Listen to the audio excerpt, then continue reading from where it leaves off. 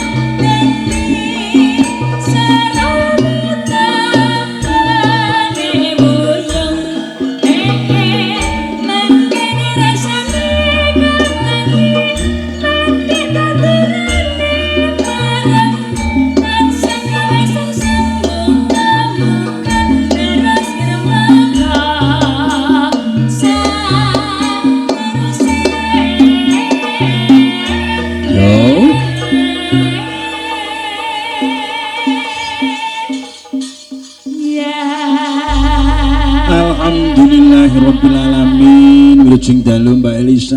Wilujeng dalu ngaturaken sugeng macange. Alhamdulillah. Nggih bengi iki. Alhamdulillah. Nggih bengi iki saged pepanggihan wonten Ponorogo malih. Injih remen sanget sampun kapang sanget. Lah nggih. Kalih nggih kalih. Remen sanget sampun kapang sanget. Injih senang sekali. Ya. Sudah rindu kalih panjenengan, kalih konco-konco, sedaya lan sedaya masyarakat. Warga ingkang maklempuk wonten mriki Sukorejo. Sukorejo. Sukorejo dalemipun Pak Sukemi. Iki dukuh gadel. Gadel. Kowe udah regetan untu kan? Gue jorok bener. Apa? Gadel. Denger kan Pak. Gadel. Apa? Oh gadel. Gadel. Gadel. Oh lah ya baru ini kok tahu gadel. Sing ngangeni iki pancen ya logate kuwi kok. Ya pangapunten kadang dengere apa mlebute apa metune nggon keprucut. Itu ya beda Pak itu. Kayaknya kayak udah tahu tapi ternyata beda. Nggih, kula remen sanget lan ngaturaken wonten kathah lepetan, kelepetan kula. Kelepatan kula. Kelepetan kula. Lepetan dosa piye to? Nggih. Maksudnya ini masih dalam rangka yang Riyadi kan. Ya, Hari Raya Idul Fitri 1446 Hijriah. Kula ngaturaken mohon maaf minal aidin wal faizin. Minal aizin wal faizin. Mohon maaf lahir Dan batin. Nyuwun pangapunten ingkang kathah nyuwun agunging samudera. Pangaksami menawi kathah lepat lan ketal ketul atur kula. Nganggo ketal katul barang. Kesalahan koto-koto. Kata-kata. Niku nyuwun pangapunten ingkang kathah nggih. Nggih, nah ingkang baku menika saged makempal sedaya dan sudah melewati ibadah Ramadan menika menjadi sebuah pelajaran yang berharga. Kembali ke suci, kembali ke fitri, saling memaafkan di hari raya Idul Fitri ini. Bisa berkumpul bersama keluarga. Apa meneh bonuse nek sida rabi. Wah. Bonuse nek sida rabi. Iya, ngene iki ya Pak ada acara untuk ngunduh mantu menika bungah tanpa upama. Pokoke kahanane bahagia banget Mbak Elisa, bahagia banget. Dasare pas durung mlumpuk, dasare berarti datar ana jroning kamah candra dimuka paribasane sesasi muput. Poso ngempet kanapsan ngempet gawa nafsu. Ngempet. Basan udah menang. Lah iya. Gol. Kanca-kanca pengrawat iki alhamdulillah tahun 2020 iki kabeh poso kabeh nutuk. Oh tenane lah. Ora ana sing mokel. Iya, alhamdulillah. Ora ana sing mokel. Masa? Iya. Biasane yo ndi udute njaluk. Ora poso, ora mulek ora mokel. Ora polos men. Ya poso to, ora poso ya. Nek tak poso kan. Oke. Nggih tenane. Tenane. Poso bedong. Nggih. Derek ngaturaken panglipur menika pinanganten kekalih. Iki panjenenganipun Bapak Sukemi dan Ibu Marija, Mbak Elisa. Iki ngunduh mantu. Mantene kakung panjenenganipun kadangku Mas Muhammad Anwar Bahrudin. Mas Anwar Bahrudin dan Mbak Rida Dewi. Mas Anwar kantuk Mbak Rida. Mbak Rida. Nggih, muga-muga langgeng anggenipun bebrayan. Langgeng. Nek iso siji sak lawase. Siji sak lawase. Aja ngasih pegatan. Aja nganti? Aja ngasih pegatan. Ya. Kalau Pak Gurit itu sebagai dalang juga satu sak lawase. Ya siji selawase. Oh, nek misalnya dikancani sinden-sinden bintang tamu ayune sak jagat terat gitu, juga enggak tergodo-godo kan. Piye? Ditemani sinden cacah sing. Nek ditemani ngene iki ya ora apa-apa to, ditemani ngene iki. Enggak apa-apa. Ora apa-apa. Enggak tergoda kan. Ora tergoda. Tetep bojone sing paling ayu dhewe kan. Tetep bojone siji. Tenan lho di streaming lho, Pak. Iya. Ora WA to? Ora. Engko WA sinden. Ya. Karang yo dhewe-dhewe. Wis di streaming kok piye to. Ya mereka ngaturaken panglipur banyak yang kasih request. Salam tadi dari Pak Eko Bilowo, Suruh Kuben. Pepunden yang ada di Bekasi, Jakarta. Ya, tadi minta streaming. Ya. Boyolali ada Pak tadi minta Melati di Nonce, ada EFC Pak Prastoto di Wonogiri, tadi minta Podang Kuning. Nggih, request saged. Wis pokoke akeh pun banget. Kirim mawon via chat napa-napa. Akeh banget. Iya. Menika ya, ditanjake. Dipinangkani dawuh saking pepunden sing lumantar namala. Para coba ngaturke apa kunjuk pepunden sing mirsani ana dalem lewat streaming juga bisa Mbak Elisa. Nggih, saya makasih Melati Rinonce dulu ya. Wah, Melati Rinonce. Untuk pinanganten kali. Ya, buat teman-teman sekalian. Ya. Melati Rinonce. Ya. Ya, Pak, tanjake Mbak Elisa.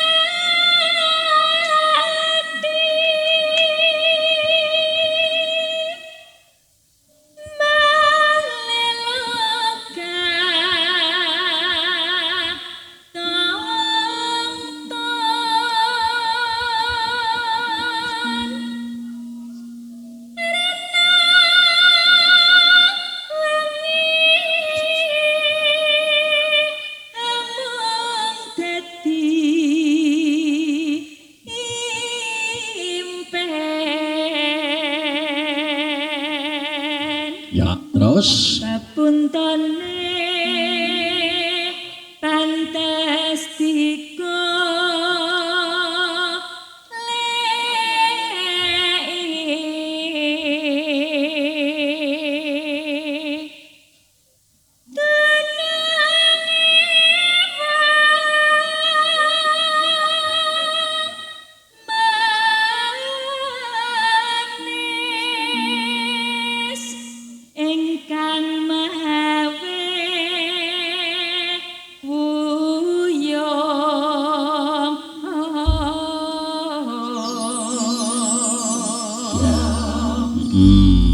suarane panggah bagus.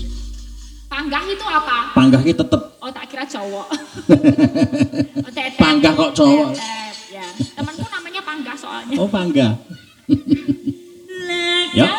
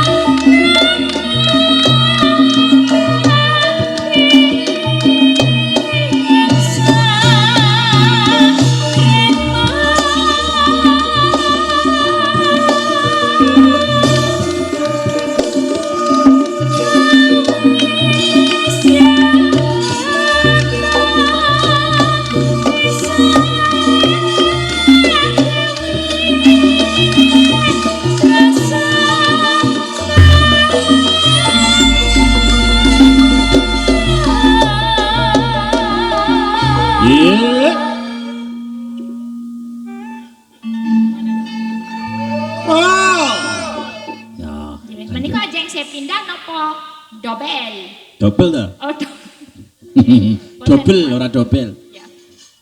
Ya lanjut. Iki pasanganku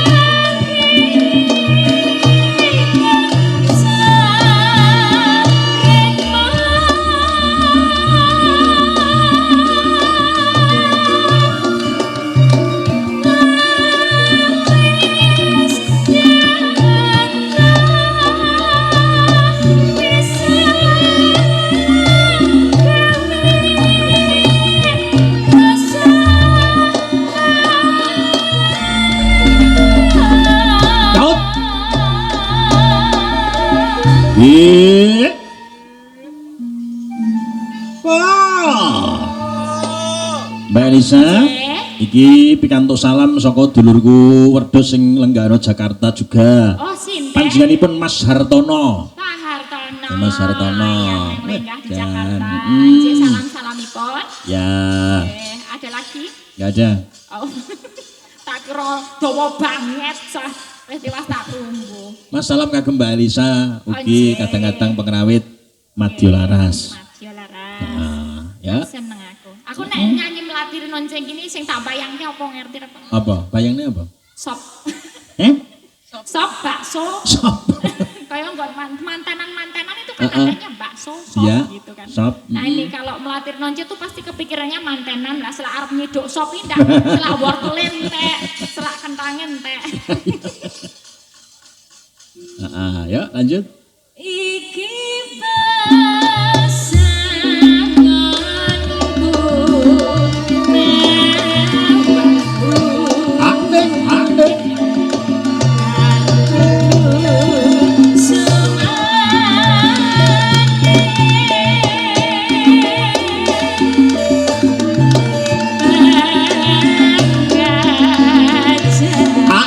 Ae.